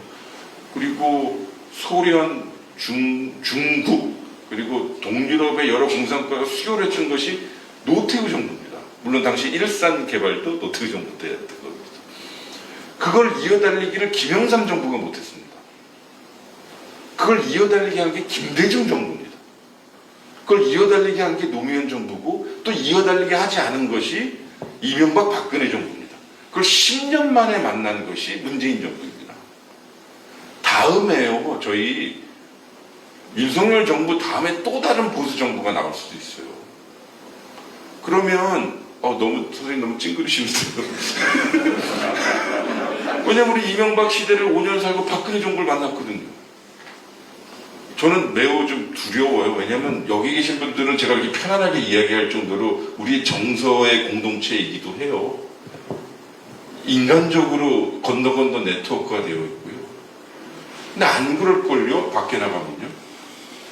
그러니까 우리 김창수 비서관께서 말씀하셨다시피 우리도 일상광장 등과 같은 모임을 통해서 계속 네트워크하고 지식을 전파해야 되고 담론을 형성해야 되는 거죠. 예, 시간이 많이 지나서 현안 관련돼서 몇 가지 말씀. 옛날 얘기예요. 옛날 얘기는 좀 끝이 없을 것 같습니다. 그래서 최근에 그 일주일 전에 캠프 데이비드에서 한미일 정상회담이 있었습니다. 이름은 삼국의 안보 협력을 논의했다라고 하는데 실제는 그 내용이 굉장히 좀 그렇습니다. 후쿠시마 오염수 방류도 이제 일주일 이후에 이제 이어져서 터진 문제이긴 한데 저희가 쿼드도 아니고 오커스도 아니고 한미일 안보 협력 체계라는 것이 어떤 의미를 갖고 있는지에 대해서 최종국 교수님께 한번 여쭤보고 싶습니다. 몇 가지 전제를 드리고 말씀드리겠습니다. 한미일 협력은 절대 나쁜 것이 아닙니다. 이상 생각해 보십시오. 우리 없이 미국하고 일본이 한반도 문제를 얘기하면 우리한테 안 좋은 거잖아요. 미국하고 일본이 우리 문제 얘기할 때 거기 당연히 우리가 주도해야 되는 거잖아요. 그러니까 그 플랫폼 자체는 우리가 거부할 필요는 없다는 것을 전제로 말씀드립니다. 왜냐하면 우리 정부 때도 한미일 협력한다고 해서 제가 한미일 외교차관 회담도 여러 번 갔었고요. 안보실장도 한미일 안보 회의도 저도 직접 참여했었고요. 대통령님도 한미일 정상회담도 했어요. 그때 트럼프 대통령, 아베 총리께서 망자가 되셨지만, 아니 왜 문재인 대통령은 북한하고 대화하려고 합니까? 한미일이 연합훈련 합시다. 그러니까 문재인 대통령은 트럼프 대통령한테 당신하고 나하고 동맹이니까 우리는 무엇이든지 할 수 있어. 그러나 일본 우리가 동맹이 아니기 때문에 동해바다에서 같이 연합훈련 못합니다. 동맹인 우리는 뭐든지 대화할 수 있지만 일본은 아닙니다. 라고 하니까 트럼프 대통령이 I understand. 이렇게 했습니다. 아닌 건 아닌 거라고 해야 되거든요. 문제는 이번 정부에서 벌어진 것은 목적과 수단이 혼동이 된 것 같아요. 그러니까 한미일 안보 협력을 통해서 한반도의 안정과 평화를 구현하겠다라고 하면 뭐 디베이터블해요. 서로 디베이트가 가능해요. 근데 한미일 안보 협력을 하기다 거기서 끝나요. 그리고 거기 담겨있는 내용들이 외교적인 것보다 다 국방부 일이에요. 훈련하겠다, 억제하겠다, 그 다음에 정보 공유하겠다, 뭐 이런 거거든요. 근데 일본은 상당히 이익을 많이 얻은 것 같아요. 왜냐하면 그 나와 있는 문건의 랭귀지를 보니 늘 일본이 우리에게 주장했던 거예요. 미사일 방어 체계하자. 정보 공유합시다. 왜냐면 미사일은 발사 단계하고 초기 단계 가장 중요한 거거든요. 우리한테는 일본 열도를 넘어갈 때는 사안이 끝난 거예요. 그러니까 일본이 우리보다 뭐 정보 체계가 좋고 뭐 군사력이 셀 것 같죠? 아닙니다. 2020년도부터 우리가 일본보다 국방비를 더 많이 씁니다. 그리고 우리가 일본보다 더 북한을 볼 수 있는 게 많습니다. 일본은 인공위성이 있으니까 더 잘 볼 거 아닙니까? 라고 하는데 아닙니다. 우리는 군사위성이 아직은 없지만 한미연합체계가 있고 게다가 우리는 바다에서 땅에서 하늘에서 볼 수 있는 여러 가지 장비를 이번에 우리 정부 들어서 많이 획득을 했습니다. 그것은 제가 민간인이었다가 벙커 들어가서 보니까 우와 막 이렇게 놀랐던 적이 많아요. 그건 제가 확실히 말씀드릴 수 있어요. 그러니까 중요한 것은 그 안에서 우리의 이익이 많이 사라진 것 같아요. 아니 남중국해 문제를 여기다 갖다 놨고요. 게다가 중요한 것은 공군망이라고 용어를 써서 공군망을 공주한다고 했는데 그건 좋은 겁니다. 따지고 보면. 근데 공군망을 누가 제일 먼저 교란을 시켰죠? 일본이 우리에게 수출 규제를 걸었지 않습니까? 반도체. 그거를 이 정부는 이상하게 해결을 했잖아요. 저는 그래서 외교라고 하는 것은 국민의 자존감과 이 미래 먹거리를 만들어주는 건데 저는 이거는 좀 불안해요. 정말 불안합니다. 예.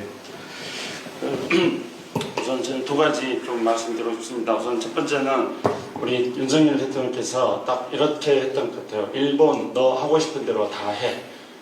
그렇게 일본 하고 싶은 대로 다 한 거예요. 다 깔아줬잖아요. 그러니까.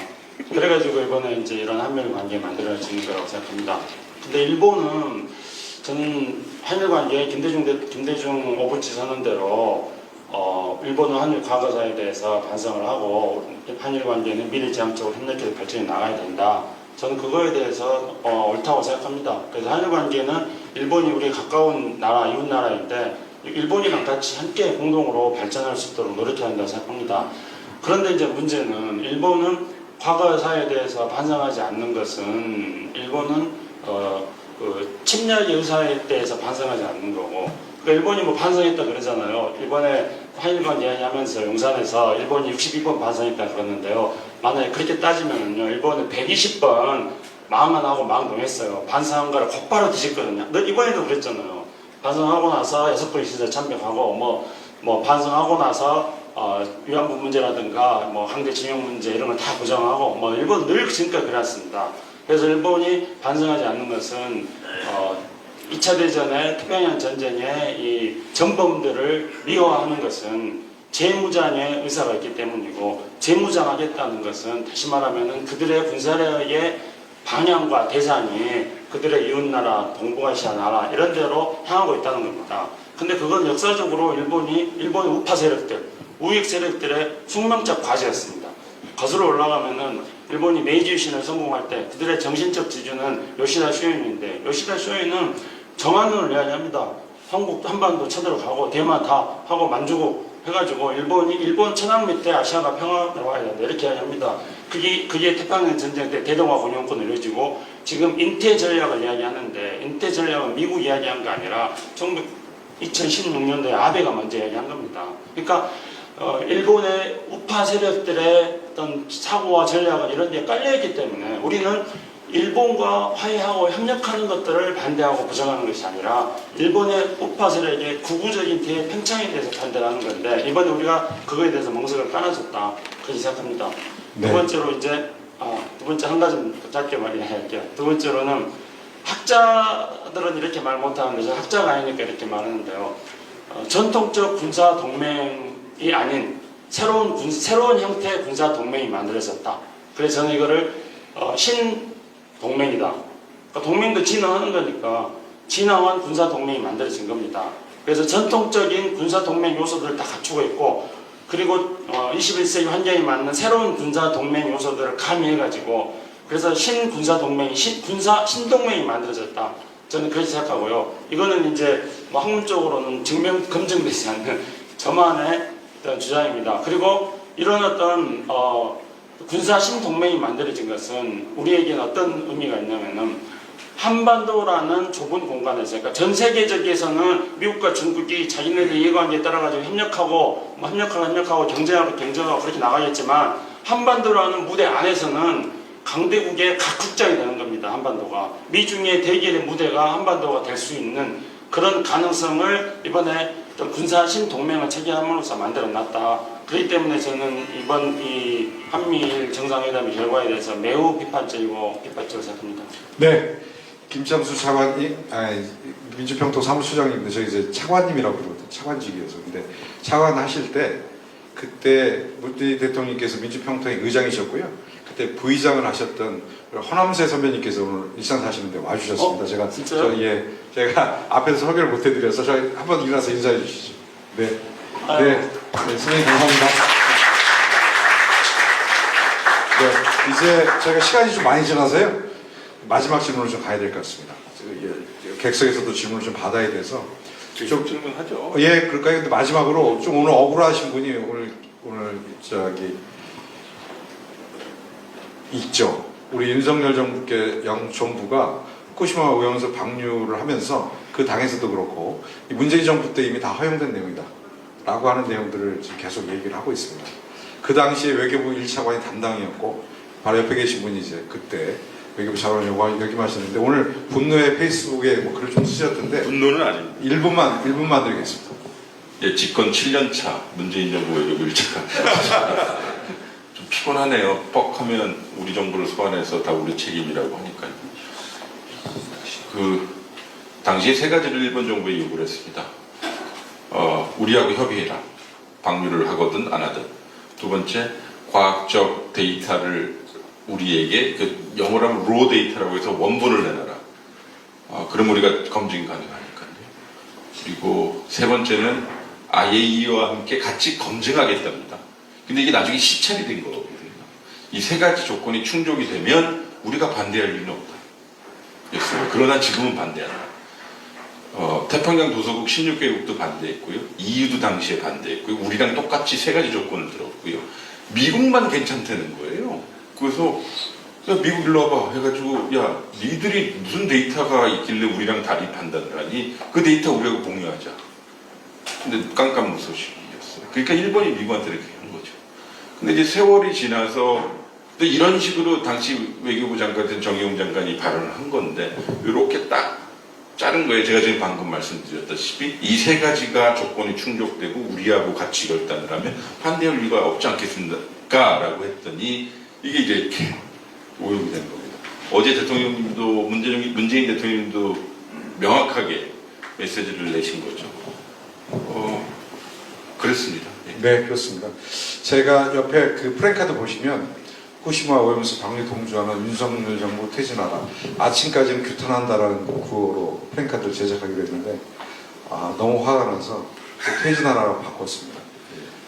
사실 국민의 안전을 보장하지 못하는 정부는 정부 존재 이유가 없다고 생각합니다.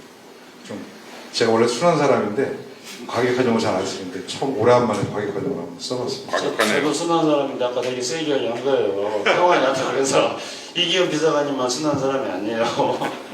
네, 이렇게 좀 세 명이 좀 떠드는 시간 좀 끝냈고요. 그 객석에서 혹시 최종권 차관 그리고 김창수 소장님께 혹시 질문 있으시면 예. 그 참석자들과 그 질문을 네, 참석자분들의 질문을 받기 전에 잠깐만 몇 분 더 소개시켜 드리겠습니다. 이바다 고양시 마두일동 주민자치위원장님 함께 하셨습니다. 허신용 환경과 미래포럼 상임 운영위원장님 함께 하셨습니다. 이은정 한성 평생학습 사회적 협동조합 이사장님 함께 해주셨습니다. 백대진 일상광장 공동대표님 오셨습니다. 이성한 일상광장 공동대표님 함께 해주셨습니다. 고맙습니다. 네, 참석자분들의 질문을 받도록 하겠습니다. 손을 들어주시면 마이크 전달해 드릴게요. 네, 누구 질문하실 때?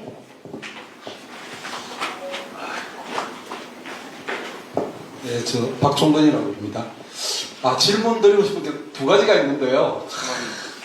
하나는 좀 현재 거라서 이번에 아까 신동맹이라고 했는데 오늘 좀 어려울 것 같아서 다음으로 미루고요. 그 문재인 정부 때 있었던 아까 저 평양 연설 15만 모아놓고요. 되게 감동적이었고 그러고 또 백두산을 갔잖아요.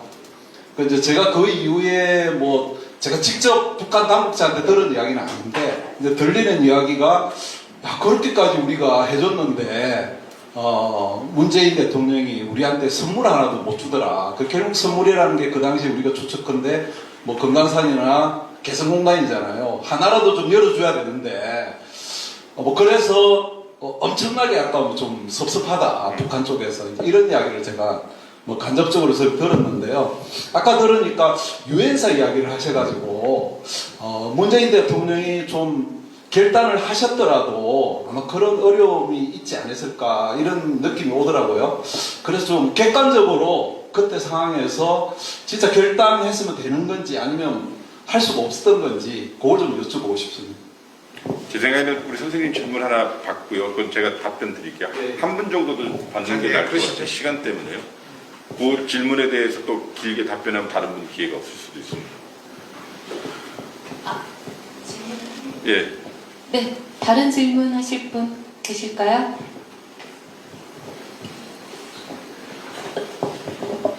네, 제가 하나 여쭤보겠습니다. 최근에 이제 한미일 군사훈련을 하면서 미국이 일본해라는 용어를 썼습니다. 그리고 이제 우리나라 정부에서 이제 아무 대응을 안 하고 있는 것 같은데 이게 어떻습니까? 이렇게 미국 쪽에서 공식적인 그 명칭이라고 한다 그러면 앞으로 이게 만약에 정권이 바뀌고 뭐 이러면 또 다시 회복할 수 있는 건지 아니면 불가역적인 건지 외교가 했던 분 입장에서 한번 설명 좀 듣고 싶습니다. 뭐 사실 미국이 우리 마음대로 좀 해주었으면 좋겠죠. 우리 마음에 맞게요. 근데 그래서 정부의 외교적 태도가 전 중요하다고 봐요. 선생님 말씀하셨다시피 미국이 소위 일본해라고 했으면 우리는 거기에 대해서 유감 표명을 하면 되거든요. 이를테면요. 그러지 말아라. 동해다. 그리고 이것은 국제법적으로 여전히 분쟁적 요소가 있으니 즉 명칭에 대해서 지금 유엔에서도 해양 당국에서도 좀 여러 가지 이야기를 하고 있으니 역사적으로 좀 두고 봐야 할 과제다라고 하는 태도를 보이면 되는데 이게 이상하죠. 강제징용국 문제도 일본이 원하는데 그리고 한미일 이 협력이라고 만들어 놨으니 결국은 우리가 하고 싶은 말을 못하게 만들어 버리는 거고 하지도 않는 태도가 문제인 거고.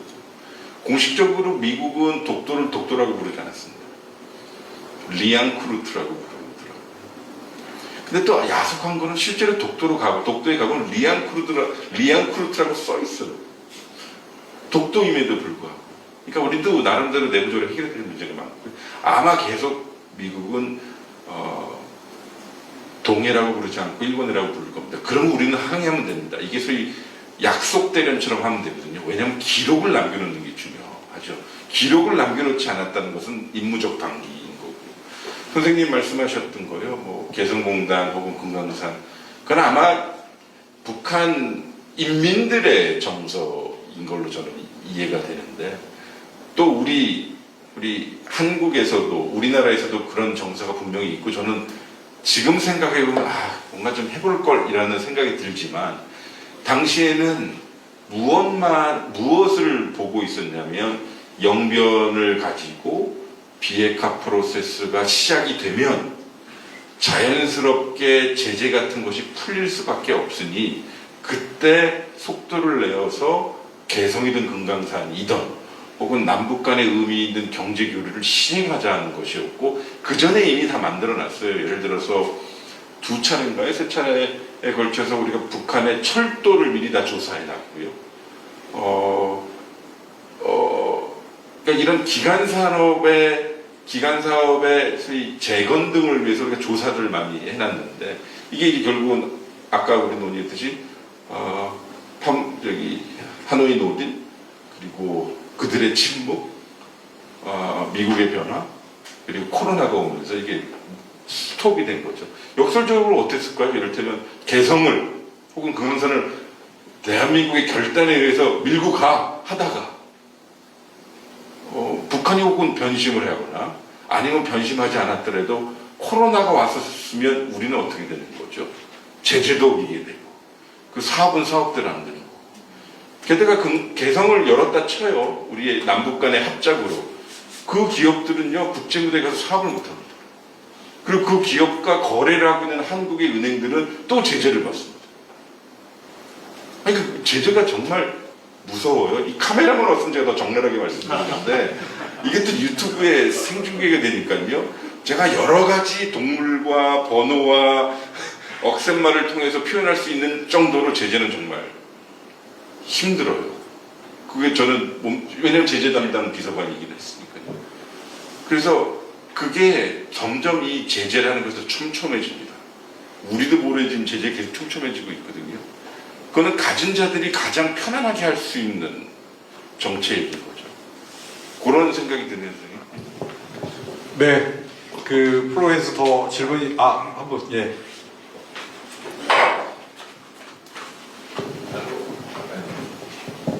네, 그 참 고생 많으셨습니다. 감사합니다. 네, 근데 저는 전혀 다른 질문을 좀 한번 드려보고 싶어요. 뭐냐면은 저희 세대는 가자 북으로 오라 나무라 하면서 아스팔트에 걷던 말이죠. 그게 낭만이었던 뭐 열정이었던 간에.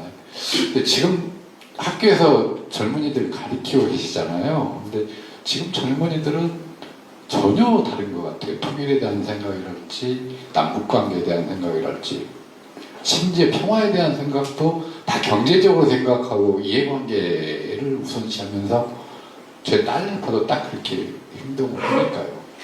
그거를 보시면서 학교의 교수님으로서 어떤 차이를 느끼시는지 그 좀 질문을 좀 드리고 싶습니다. 카메라를 꺼야 될 것 같은데요. 왜냐면 이게 다 기록이 남으니까요. 왜냐면 학생들이 저에게는 가장 중요한 클라이언트 아니겠습니까? 굳이 말하자면. 저도 그렇게 생각합니다. 다만 그 일반화하기 어렵죠. 근데 사는 게 되게 힘든 것 같아요, 애들이. 연세대학교 정외과 아이들만 하더라도 제가 5년 만에 복직하니까요, 공부를 너무 열심히 해요. 이 수업할 때요, 무슨 기자회견장 같아요. 뭐라고 얘기하면 다다다다다 이렇게 치고 그래요. 로스쿨 가고 싶어서요.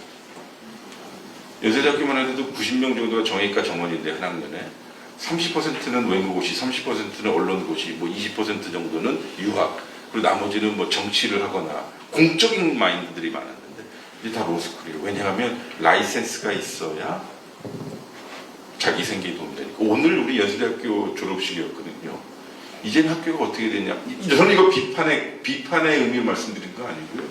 졸업식에 누가 취직을 했잖아요. 그럼 최종권 군, 김창수 군, 뭐 이기현 군이 졸업과 동시에 무슨 어디 그룹, 어디 회사에 취직하면 애들이 플랜카드 걸어주더라고요. 이거 정말이에요.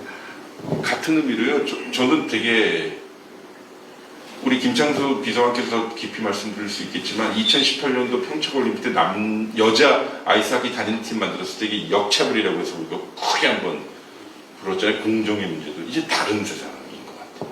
게다가 그럼 이제 그들에게 남북 이데올로기를 강요를 할 수는 없어요.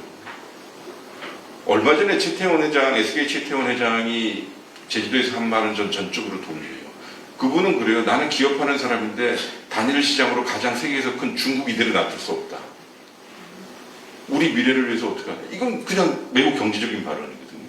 두 번째, 아니 유럽하고 미국은 하나 돼서 지금 중국하고 붙는데 우리도 이 중국, 일본, 아세안 국가들과 협의해서 단일 시장 같은 거 만들어 보자. 그럼 우리의 시장 내수가 커지지 않겠냐. 마지막에 지금 저기 선생님 저한테 주신 질문이거든요. 그 양반이 뭐라고 그랬냐면 난 북한 잘 모른다. 그런데 우린 지금 섬처럼 살고 있다. 뭐라든 간에 북한하고 원포인트라도 합의를 해서 서울역부터 신의주로 연결되는 철도 만들어서 물류철도라도 만들자. 그러면 우리 물류비 많이 절감되고 우리 청년들이 대륙으로 갈 수 있는 길을 터주는 거 아니냐. 근데 거기다 대고 지금 계속 통일만 얘기하고 있으니 이거는 제 발언입니다. 그러니까 만들자까지가 이제 최태원 씨 발언이고 이러니까 우리가 너무 그런 거 아니겠어요. 그러니까 저는 이 젊은 세대들, 저는 X세대였거든요. 이제는 슬프죠. 한 가지 덧붙이자면 대학 교수가 되어서 5년 동안 정부에 있다가 돌아오니 5년 전의 일들을 다시 가르쳐요. 5년 동안 만든 것에 대해서도 가르치지만 근데 저희 아들이 지금 군대에 있거든요. 좀 미안해요. 군대에 있는 친구들한테. 보다 더 평화로운 한반도를 만들어주지 못해서요. 혹은 평화를 중시하는 정부가 들어서지 못해서요. 그러니까 그건 좀 미안해요. 제가 그 젊은 세대 문제만 잠깐 조금 말씀드리겠습니다. 평창올림픽 관련해가지고 제가 평통의 사무장을 근무하면서 젊은 세대들하고 많이 대화를 했고 평창올림픽 관련된 것도 조금 조사하고 평창올림픽 참가했던 아이스하키 선수들하고 만나서 토론도 해봤습니다. 근데 우리가 굉장히 잘못 알고 있는 게 있습니다. 2018년 1월 26일 날인가 평창올림픽 시작하기 전에 여론조사를 했습니다. 20대만 반대한 게 아니라 모든 세대가 다 반대했습니다. 40분만 빼놓고 단일팀 만드는 것에 대해서 기회를 뺏는다고 모든 세대가 다 반대했어요. 그런데 똑같이 한 1년 지나고 1개월 지나고 나서 평창올림픽 끝나고 나서 여론조사를 해봤더니 모든 세대가 다 찬성을 받겠어요. 그 중에서 가장 많이 찬성을 받긴 세대가 20대였어요. 20대들은 자신들이 체험을 해보니까 또 남북이 같이 해가지고 좋은 모습들을 보니까 생각이 바뀐 거예요. 여기서 저는 굉장히 중요한 시사점이 있다고 생각합니다. 우리도 지금 남북관계에 대한 어떤 정리 같은 게 잘 안 돼 있습니다. 근데 저는 이렇게 생각합니다. 개인적으로 지금은 평화, 이어서 번영, 그 다음 통일 이렇게 생각합니다. 평화도 프로세스로서 긴 과정이라고 최영만 장관이 평화임에서도 말했습니다. 근데 통일로까지 가는 과정은 더 긴 과정입니다. 지금은 평화라는 걸 일단 전쟁하지 말자는 거죠. 그리고 그것에 기반을 둬가지고 성장을 하자는, 함께 잘 살자는 겁니다. 그리고 나서 그것에 기반을 두고 우리가 통일의 미래를 꿈꾸자는 겁니다. 통일을 포기하자는 게 아니라. 그러면 이런 것들을 잘 정리를 해가지고 젊은 층들하고 대화를 하면은 물론 세대 간의 경험이 다르기 때문에 소화하는 것들 서로 다를 수 있습니다. 그러나 공감대는 충분히 만들 수 있습니다. 그런데 저는 그런 것들을 만들기 위한 우리 사회의 뭔가 조금 힘이 약간 조금 부족하다 그런 느낌을 많이 받고 있습니다. 그것도 역시 평화의 힘이 좀 약해지고 있는 것입니다. 예, 저도 한 말씀만 드리고 이제 마무리할 시점이었어요. 그 외교는 다 아시겠지만 방향을 한번 정하기 굉장히 어렵습니다. 하지만 한번 정한 방향으로 그 외교의 방향이 정해지면 그것을 다시 되돌리는데 어마어마하게 많은 시간이 소비되고 국력이 소모가 됩니다. 특히 이제 저희가 개방형 통상국가라고 하는 수주도형 경제를 가지고 저희가 근대화, 현대화를 하면서 결국 이 자리까지 이런 경제적 수준까지 올라왔는데 이제 세계를 반으로 딱 갈라놓고 저희가 한쪽 편만 들게 되는 개방형 통상국가 가서는 안 되는 길을 가고 있다는 아픈 반성이 있습니다. 저희가 반성이 될 게 아니고 통치자가 반성이 되는 문제인데 자다가도 제가 과를 무슨 과를 하는지 모르시겠지만 제가 무역학과 나왔습니다. 무역할 사람처럼 생기진 않았는데 저희 때 참 무역학도들이 그 세계에서 글로벌하게 뛰기 위해서 열심히 공부도 하고 또 현장에서 많이 뛰고도 있는데 저희가 가야 할 길을 완전히 끊어놓고 있다는 생각이 듭니다. 지금 뭐 G7에 들어가는 국가들이 큰 국가들입니다만 세계 경제 한 40% 차지하고 있지만 그것에 반해서 또 브릭스라고 하는 새로운 경제 동맹이 만들어지고 그것이 얼추 30%의 경제 캐파를 가지고 있습니다. 사우디가 지금 $1로 결제하고 있었던 오일머니를 지금 위안화까지 열어놓고 있지 않습니까? 우크라이나 전쟁이 벌어지고 있는데 세계가 각자 러시아에 대한 제재를 하자라고 주장하고 있는 나토의 주장에 대해서 인도가 동참하지 않습니다. 인도는 중국하고 러시아의 소리를 받아내기 위해서 동참하고 있지 않습니다. 세계는 각자 다원화된 다극화 세계로 가고 있는데 저희가 그것을 따라가지 않고 신냉전이라고 얘기하는데 냉전이 어디 있겠습니까? 냉전은 껍데기일 뿐이죠. 자국이 각자의 이익을 위해서 이렇게 열심히 뛰어가고 있는데 저희만 후진하고 있다는 느낌이 너무 강하게 들어서 요새 정말 안타까운 마음이 계속 들고 있습니다. 네, 제가 잠깐만 말이 길었고요. 예. 끝내는 거예요. 제가 배고파요. 안타깝다 그래가지고요. 제가 고향 시민이 돼가지고 안타까운 거 한 가지만 좀 말씀드리겠습니다. 저희 이제 고향 시민 된 지 1년 반쯤 됐는데요. 제가 고향 시민 되기 전에 서울 시민이었습니다. 그때 제가 아까 전용호 차관이랑 서울에서 개성까지 월요일 아침에 출근해가지고 금요일 저녁에 퇴근합니다. 자유로를 달립니다. 그러면서 1년간 그렇게 하면서 무슨 생각을 했겠습니까? 야, 여기 정말 개발하면은 노다지다 제가 그 생각을 했습니다. 일단 판문점 세계적으로 유명한 장소 됐습니다. 그리고 판문점 뒤에 보면은 완전 허벌판이에요. 그 다음에 이제 거기서 개성 시내까지 약 10몇 킬로 가거든요. 그러면은 여기서부터 이렇게 타원형으로 뺑 돌러가지고 뭐라 그러나 고속 자율 주행차 같은 거 쫙 도로 만들어가지고 옛날에 이제 고려시대 때 병난도도 서쪽에 있거든요. 거기까지 동그랗게 자율주행차 만들고 그리고 그 안에는 완전히 스마트 도시 만들고 그리고 개성 시내는 옛날에 한옥 단지 그대로 다 놔두고 공단은 다시 가동시키고 이렇게 해가지고 야 정말 노다지다 내가 이 구상을 해야겠다 해가지고 그냥 말을 먹은 게 아니었습니다. 전용 차관도 얘기했지만 2019년 9월 달에 문재인 대통령이 유엔청 연설에서 판문점 개성 평화협력 지대를 만들겠다. 유엔청에 가서 문재인 대통령이 그렇게 연설하셨고 거기에 참석했던 전 세계 많은 지도자들이 가장 뜨겁게 박수를 보낸 게 그 대목이었습니다.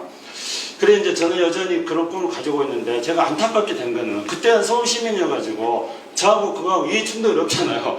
지금 제가 그런 이야기 하면은 지자생 말이야 고향 산다고 지역 발전하려고 저렇게 한다 이런 말을 들을까 봐서 제가 그걸 당당하게 주장하지 못해서 그걸 이야기하면은 이 고향이 후방 지역이 북쪽으로 간 후방 지역에 발전을 하게 되면은 덩달아서 고향도 엄청나게 발전할 텐데 그 주장을 제가 이 충돌 때문에 제가 지 동네 잘 살게 하려고 그런데 아까워서 참을 못했습니다. 안타깝습니다. 아직 고향 시민이 덜 된 거예요. 고향 시민들 앞에서 부동산 얘기하면 안 돼요. 부동산 얘기하는 게 아니고 고향 시민 부동산 얘기하면 안 돼요. 네. 자가세요? 전세 아니세요? 물론 자가는 아니죠. 네. 오늘 조금 부족한 부분은 오늘 끝나고 나서 주염역 가시다 보면 작은 맥주집 하나 예약해놨습니다. 그래서 시간 되시는 분들은 오셔서 두 분하고 더 대화도 나누시고 식사도 하고 그러셨으면 좋겠습니다. 오늘 간단하게 좀 마무리하겠습니다. 오늘 금요일 불금이어서 사실 굉장히 오기 어려운 시간인데도 불구하고 이렇게 많이 와주셨어요. 일상광장을 대표해서 대단히 감사하다는 말씀 드리고요. 특히 오늘 공연을 해주신 헬로우 유기농 예, 남명호 선배님, 그다음 이다경 선생님 두 분께도 굉장히 감사의 말씀 전합니다. 밖에 계신가요? 네, 그렇습니다. 그러면 오늘 이것으로서 행사를 좀 마치고요. 기념 촬영하고 그리고 아까 그 책 사신 분들 같은 경우는 그렇게 사인을 좀 갖도록 하겠습니다. 간단하게. 감사합니다. 네. 오늘 북콘서트에 함께해 주신 모든 분들께 다시 한번 진심으로 감사드립니다. 지금 참석해 주신 모든 분들과 이렇게 단체 사진 촬영을 하려고 하거든요. 한 분도 빠짐없이 앞으로 나와 주시기 바랍니다. 단체 기념사진 촬영 후에는 저자이신 최정건 교수님의 그 도서 사인회가 있겠습니다. 지금 책을 들고 계시는 분들도 계신데요. 평화인 도서를 구입하신 분들께는 저자의 친필 사인 기회를 드리고 기념사진 촬영도 할 수 있도록 하겠습니다. 저자 친필 사인본을 소장할 수 있는 기회입니다. 놓치지 마시고 모두 그 평화인 도서 구입 많이 해주셨으면 좋겠습니다.